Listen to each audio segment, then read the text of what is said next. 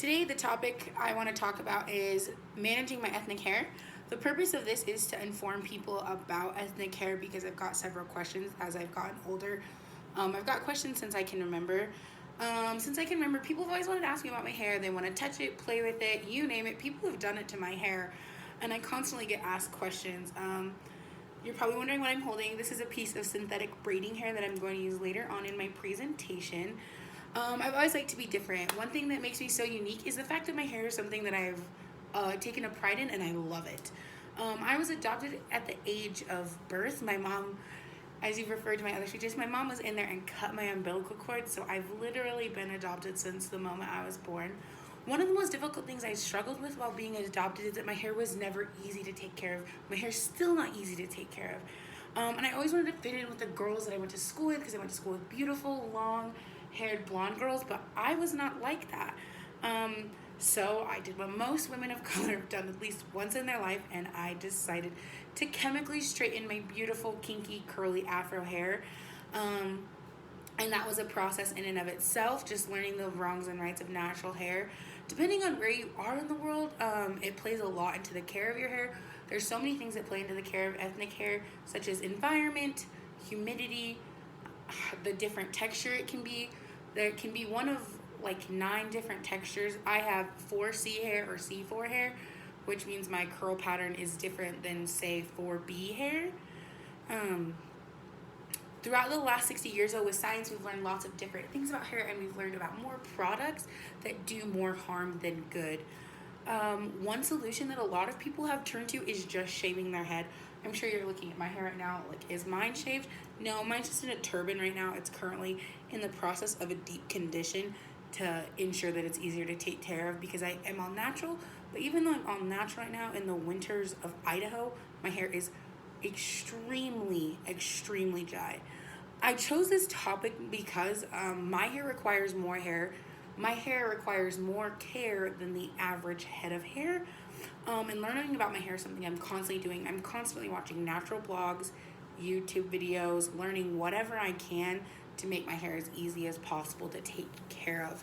When I was a little girl, people used to make fun of me for my hair. People used to call my hair Mickey hair, or they'd call it wire brush hair, or they would tell me that it just looked like a mop, which was really hard to hear as a little girl. You don't want to hear that your hair looks like a mop. You want to be pretty and special like everyone else. And so girls used to make fun of me. So I chemically straightened my hair the first time when I was 9 years old while my sister was attending school at Idaho State University Cosmetology School. Rick is the instructor that allowed her to do so. He's not there anymore. So currently, to my knowledge, there is no one at the beauty school here in town that talks about ethnic hair or has any idea how to care for it, which is really scary because there is a demand for people to do ethnic hair in this area. People always ask me why I've never done it. I've never done it mostly because I don't love doing other people's hair, and I don't love touching other people's hair because it kind of honestly sicks me out. I don't know what you're doing to it.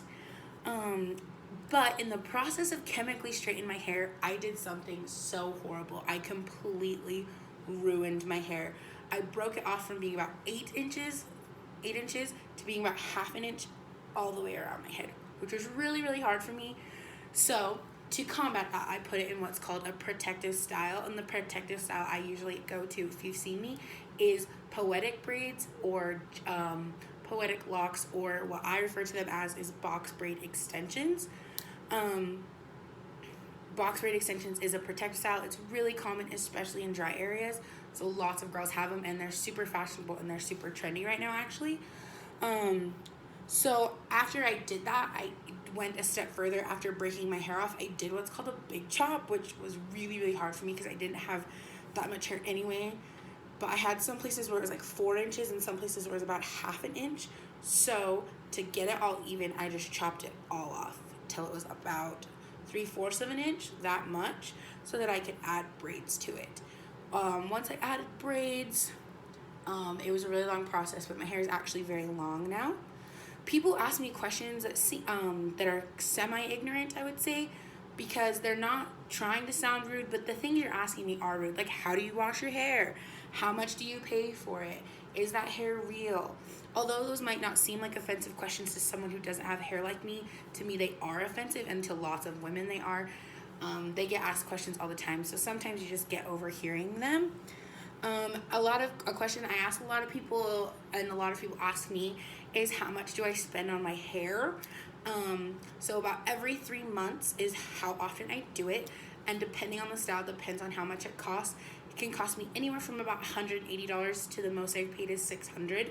Human hair isn't cheap, and I actually have a really big head and I have really thick hair, so it takes lots of hair to ensure the fact that my hair looks the way I want it to look and ensures that the thickness is the where I want it to be.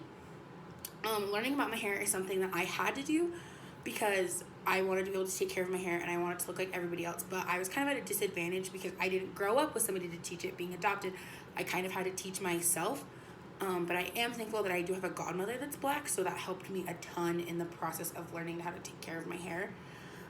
My favorite go-to protective hairstyle is box braids, like I've already stated.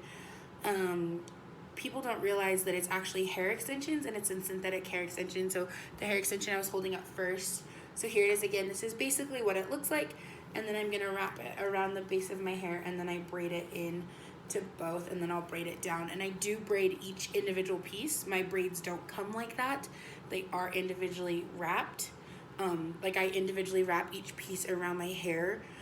And so the best way to understand this is I'm gonna show you guys how do I install a box braid. So first you're gonna take a pack of hair. It usually comes in a pack about this thick. That's what it is. And then I take a piece about this big, depending on how big you want your box braid and how much you want your hair to be. So I'll take that, and then I start in the back. Usually I'd have it all sectioned off, and I'll pull out a piece of hair. As I said, my hair is pretty long. After that, I'll grab my brush. This is a brush that I picked up from Secret. It is a brand that's really great for ethnic hair. So I'll brush that through till it's nice and thick. Then I'm gonna get this coconut oil hair protectant. I'm gonna take about that much, which is about a dime size. Gonna rub it in my fingers so it's nice and warm, and then I'm gonna rub it all through the hair, just to make sure that all the little baby hairs are all together. And then I'm just gonna do that. A question people ask me is, do I do my own hair? Yes, I do my own hair. It saves me about $400 every 3 months, and as a college student, that's a lot of money to save. So then you're gonna make sure your hair has no tangles. You can just whip it out, which is super weird because it's synthetic hair. You're gonna section it off into 3 parts. This thin part is the part you're gonna make with your real hair. Of course, this is gonna get stuck now. Oh, perfect. I'm actually just gonna start to braid. So then I put it in my hair, and I start at the base, and then I just braid my real hair into it. It does look a little wonky at first because it does get kind of like attached because it is synthetic hair, but then you just braid it in, and it just will be a braid. There you go. You got a braid going on. Pretty crazy, right? And then you'll just pull the extra out, which is what I do. I just pull the extra out, and I just keep braiding. After I do that, I sleep in this thing called a do-rag, and my do-rag ensures that my box braids stay nice. Obviously, I would finish this out, but I don't want this video to be 88 years long. And it helps minimize the breakage in my hair and helps it stay nice and long throughout the winter, which is super awesome and super helpful when it comes to being ethnic in this area because it's so dry here.